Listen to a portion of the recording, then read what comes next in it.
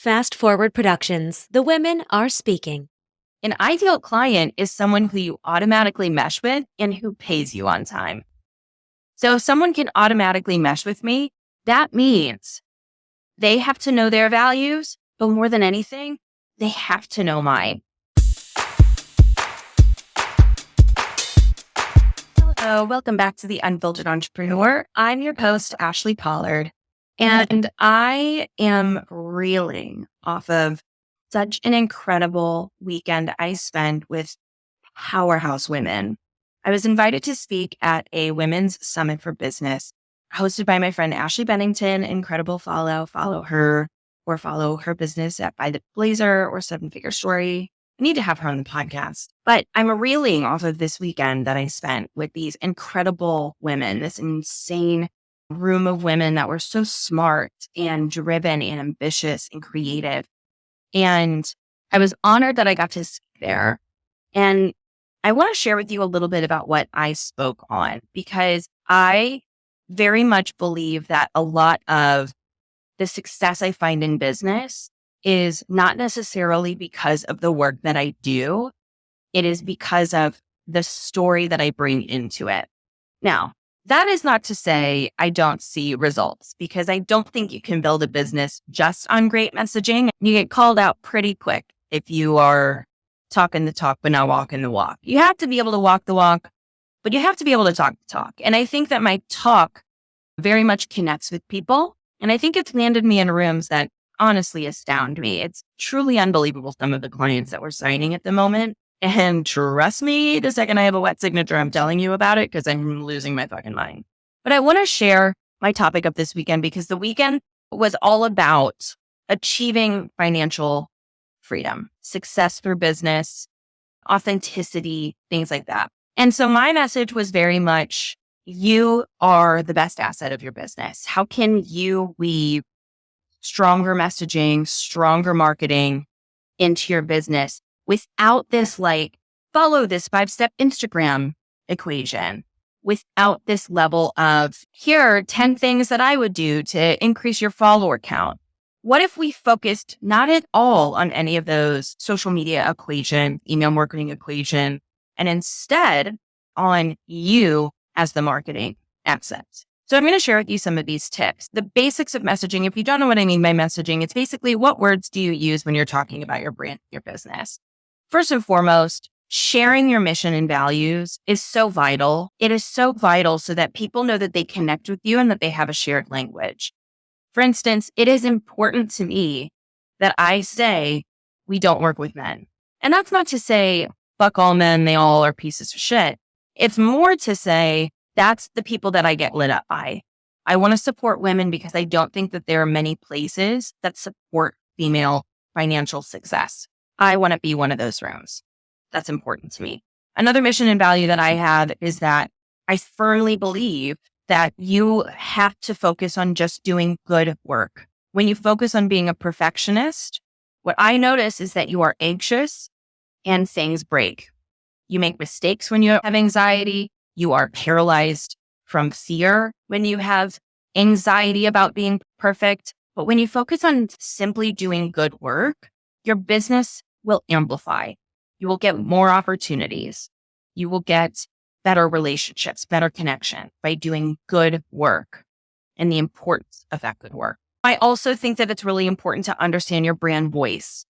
What kind of tone are you using? Are you casual and conversational? Are you buttoned up and put together?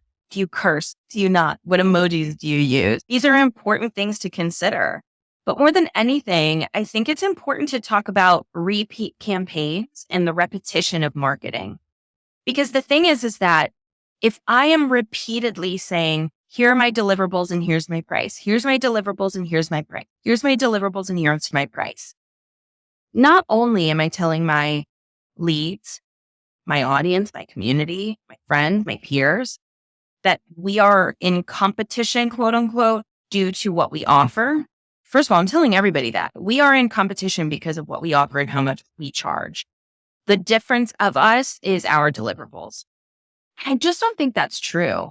I think that I can offer the same exact deliverables, the same exact price as someone else, And the reason they choose me or the reason they don't choose me and they choose someone else is because of the story that they connect with. Someone may stumble upon me and think, I don't really think I connect with her because she and I don't share some similar values where I believe XYZ, she very clearly doesn't. This other person I follow does share those values. She maybe doesn't have the experience of Ashley, but I know that we relate on that level. So I'm going to hire her. To me, that does not feel like a loss. To me, that feels like the correct decision for that person. And I want people to sign on with me who do share my values. This is one of the things that gets missed all the time when people talk about ideal clients is that people think an ideal client is a cool client. An ideal client is someone who you automatically mesh with and who pays you on time. So if someone can automatically mesh with me, that means they have to know their values, but more than anything, they have to know mine. That is one of the biggest takeaways, is that to have an ideal client, they have to recognize you are ideal for them. Do they know your story? Do they know your why? And I have some ways that you can kind of challenge yourself to see if you are doing that.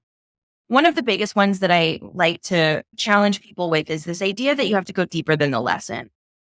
One of the easiest ways to start telling your story is to share a lesson, to share things you've learned, to share things you've experienced. Here's an example of a time that I knew that I was attracting an ideal client. I am very loudly political. Now, that doesn't mean I'm a Democrat. That doesn't mean I'm Republican. I voted for both parties. I could see myself voting for both parties for life. However, I feel very strongly due to having trans family member, due to having non-binary family members, that the LGBTQ community and the religious community need to be supported wholeheartedly. I believe that people from all religions, all races, all genders, anything that you identify with, I want you to know that it's correct. It is not my place to tell you what is right or wrong in the decisions in your life. It is not anyone's place to tell me that the decisions in my life are right or wrong for me. I know best. Now, I'm very loud about that. And I firmly agree that you should not be working with me if it is very difficult for you to connect with me on that level. I don't judge you. I don't think that you're wrong. I think we're different. I think one of the biggest, toughest things in this country right now is that we're not given the permission to disagree with someone and love them. So we can disagree and I will still be here to support you. I don't recommend you pay me. I don't recommend you work with me because we may not be ideal for each other. Now, me being loud about this, talking about trans lives and my support for that community, or the importance of recognizing the non-binary community, or our white privilege, or other really strong belief systems of mine, have definitely gotten me unfollows and hate. But more than anything, it has made me money. And the reason it's made me money, not necessarily because I'm better than anyone or because my positioning is correct or that this idea is correct, but because the people who agree with me say, I'm really happy to know that I'll be safe in this space. I'm really happy to know that I'm paying somebody who I share a belief system with. I'm really happy to be working with somebody who will understand my background and who thinks it's valid. Now, that is not to say that you have to go on and be super political, but I wanted to use a very jarring example to showcase that when I am loud about my values, it makes me money. When I say things like, be very wary of how you build your online business because it is a bit of an MLM, that is jarring to some people and very hurtful to them. Now, I don't mean for it to hurt. I mean for it to challenge. But there are people who then work with me because they say, I agree with you. Show me how to do it the right way. Show me how to build a long-lasting business that isn't just coaching, learning from coaching, learning from coaching, learning from coaching. You don't have to be that jarring, okay? Step one is, I want you to share an opinion. You don't have to be as jarring as me. Your opinion could be, I personally love reality television, and here are some of my favorite reality shows. It could be, I hate to say it, but I'm not much of a nature gal, like I don't love going on hikes and going camping. It could be saying, guys, I don't know what to tell you. I'm not a morning routine person. I sleep in and I stay up super late. Just sharing what makes you different. sharing these little moments that construct a picture of who you are so that people are like, wait, me too. The most palatable example, I like tacos. Sharing that you like tacos is a connected piece with people. So just share it and know that when you're looking for an ideal client, they're looking for an ideal hire. So you want to make sure that there's shared values there. The second thing that I want to talk about is that humanity is what wins almost always. So I want you to showcase gratitude, fear. Now, you don't have to be super transparent all the time. I'm a transparent person, and I think that sometimes people think, do I have to share all of my life the way that Ashley does? Absolutely not. When you do it for transparency marketing, it's so obvious. Instead, share what feels transparent to you. So for instance, I might say, guys, I made the hugest fuck up in my business. I need you guys to take a look at this, and I'm going to tell you what I learned. That's me being transparent, and I do it often. That may be too much for you. That's okay. Is there something in your business you learned 3 years ago that you can speak to? 3 years ago, I made this mistake in my business. This is what happened. This is how I fixed it. That's transparency even. Now, it doesn't showcase that it's where you are now, so it maybe feels a little bit more palatable, but it is showing some 3D humanity to you. But here's the real challenge. When you share, when you say things like, this is an experience I had, this is a memory that I had, this is a mistake I made, this is a decision I made that I later regretted, I also want you to show I felt. And I want to give you an example of what that looks like. A mistake that I made is that somebody on my team said the best software in the world was a specific piece of software. And I said, great, I trust you and you are going to be the one interacting with it. So let's move in that direction.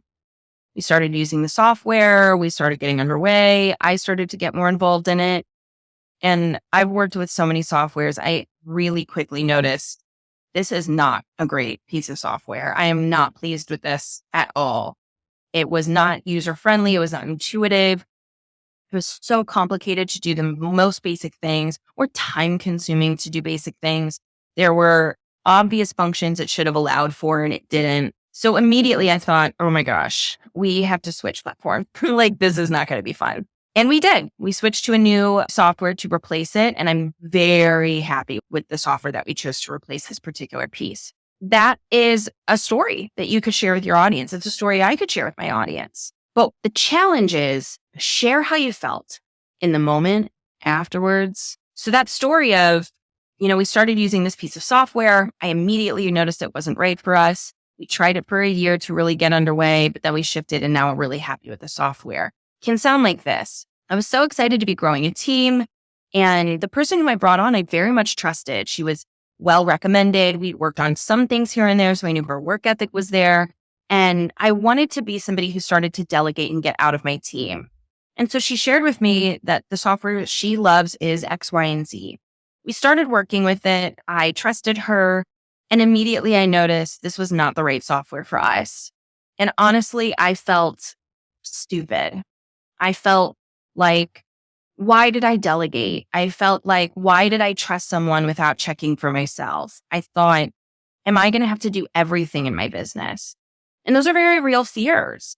And I did feel those things. And I did feel scared about ever being able to get out of my business. I felt nervous about hiring the right people. I felt nervous all the time and money it was going to take to shift off of that platform because it was so expensive to build. And it scared me. I thought, here's more money I have to make to pay for this problem. Here's someone who I do trust, but I should have just double checked. And it made me do all of these downward spirals into, am I a good leader? Can I run this business? But I got myself in shape and I said, you know what? I still trust them. I still want to delegate heavily. The one thing I learned was maybe I should have dug in just a little bit to make sure the ways that I know I like to interact with this type of software are present. The learning was not for me that I can't trust my team or that I can't delegate or that I can't get out of the business or even that she made a mistake. It was, I want to just do one final check. And afterwards, I felt really proud because I kept delegating. Instead of pulling away and saying, I'm so scared I'm pulling it back in, I leaned in again and said, I'm still going to trust.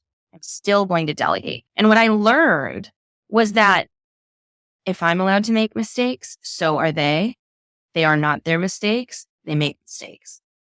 And this was a case where I made a mistake by not double checking. They maybe made a mistake in not anticipating my needs correctly. I'm glad that I continued to lean into them and trust them and give them my full support, because she then saw she was allowed to make mistakes in my space and we would clean it up together. Now that that story is over and we're back in the podcast, which story do you feel is more connective? Which story allowed you to see me? In the second story, you get to connect with those feelings of being a leader, those feelings about delegating, those feelings about having a team you trust. And seeing what I learned and how I felt afterwards is so impactful, because not only do you see the solution being fixed, you see the emotional solution being fixed, that I still feel good. I still feel like I can trust them. So when you are thinking about being vulnerable, when you are thinking about sharing your mission and values, when you are thinking about how you speak to your audience, remember that you do not have to go super deep, super far, super heavy, but they want to know something about you. And the easiest way to do that is to share and then share I feel. Here's something that you should know. This is how it made me feel during, before, after. And finally, what I want to leave you with is who you are speaking to online and how you're speaking to them. Because your audience is a mirror image of how you represent yourself. For instance, it felt like for a while I had nothing but hate on my account. And not necessarily because I did anything, but just because people don't like female entrepreneurs, to put it frankly. And it wasn't people I knew. It wasn't people who had ever worked with me. It was people who just wanted to talk shit, to be honest. And I gave them a platform. I amplified their voice by saying, let's talk about how wrong you are. Let's talk about why that's annoying. Let's talk about why this is nasty. And two things happened. I got more hate and I got more angry, but people saw that anger and they left. So I really quickly realized I got to change some shit up. And instead I said, I'm not giving anybody a voice who talks shit. I'm going to give people a voice who support me, who are kind, who are good. So if someone said this really changed my outlook for the day, I would share that and I'd say, let's expand on it then. Thank you for sharing that with me. This is so exciting to see that transformation. I went from pointing my fingers and being angry to being grateful and appreciative and having collaboration. So remember that if you have people who annoy you in your space, by talking to them, you completely isolate everybody who is saying, thank you, thank you, thank you, and wants you to see them. Look at them, because the people in your space are just a mirror of what you're creating. Create and attract. That's that method. I have an entire video on messaging. It's a free video that I recorded after I did this webinar or this seminar at this financial summit by Ashley Bennington. It's available on my website if you want to go check it out. I love it. I'm very proud of it. And I think it's a really great reminder at times that you are the best asset in your business. Your story is the differentiator. The market might be saturated, but it's not saturated with Ashley Pollards. I don't see many other people who have 10-year careers in the fashion industry in New York, who worked at Prada and Gucci, who work with some of the biggest brands in the entire world now, massive celebrity names, brands in Sephora. But I don't know many people who do exactly what I do the way that I do it, with the mind that I have, with the thoughts that I have, with the opinions that I have. And it's not because I'm better than anyone, because I'm the only one. And there's nobody doing things the way that you do with the experience you have. And you might say, well, I don't have experience in New York. I don't have experience with major brands. I don't have experiences with celebrities. I don't care. You have experiences as you, with your family upbringing, with your first job when you were 12 years old, with your story. You are the best asset of your business. So what I want you to remember is that that has to be part of your sales. People will get on the discovery call because they fall in love with you. They'll say yes because the deliverables are right for them on the call. So more on this later. The freebie is available on my website if you want to go download Weaving Personality into Your Business. You'll have it immediately the second that you sign up for that freebie. It will be sent to you like that. And I hope that you take some notes and I hope you share it with me. I also hope that you leave a review on the podcast. The reviews truly make my day. And this takes hours. This probably takes 5-10 hours of my week.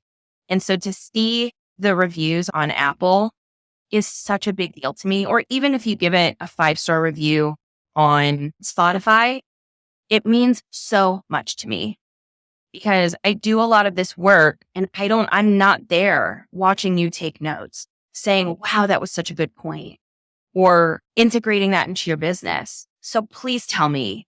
It really makes my day and it keeps me going. I'm so proud of you guys, and I hope to see you next time on the next episode of The Unfiltered Entrepreneur.